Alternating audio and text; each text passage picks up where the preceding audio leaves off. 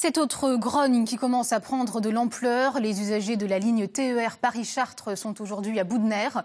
Nous vous en parlons régulièrement. Leurs trains subissent de nombreux retards et parfois même des suppressions. Reportage en gare ce matin, Didier Lepape, Nathalie Hérault. 15 minutes de retard, train supprimé, un matin presque comme les autres.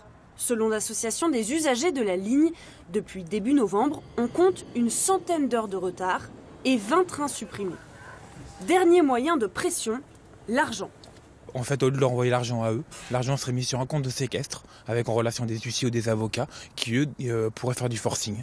Et la solution, c'est quand la ligne sera rétablie et qu'on aura une vraie qualité de trafic, l'argent sera restitué à la SNCF. C'est un moyen de pression aujourd'hui. Il n'y a que par là que ça marchera. Isabelle a perdu 750 € sur son salaire à cause des retards du train.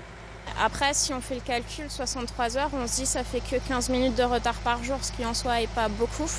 Mais cumulé, ça retire presque la moitié de la paye. Donc là, j'ai démissionné de là où j'étais, parce que c'était un petit peu invivable.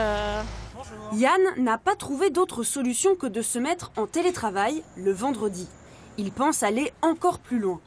Et je risque de demander soit un 80%, soit une deuxième journée en télétravail parce que je me rends bien compte que mon fils ne me voit pas le soir. Moi, j'ai besoin de le voir aussi. Et que la seule solution, c'est de prendre moins le train et donc moins cette ligne Chartres-Paris. Alors, une option très simple que j'étudie actuellement aussi, c'est tout simplement de changer de ville, voire de changer de région. En ce moment, les feuilles mortes et l'humidité altèrent les rames. Résultat, elles doivent aller au centre de maintenance.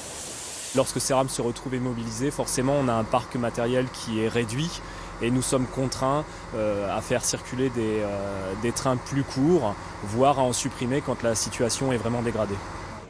Selon le dernier rapport de l'autorité de régulation des activités ferroviaires, le train perd des parts de marché depuis 2011.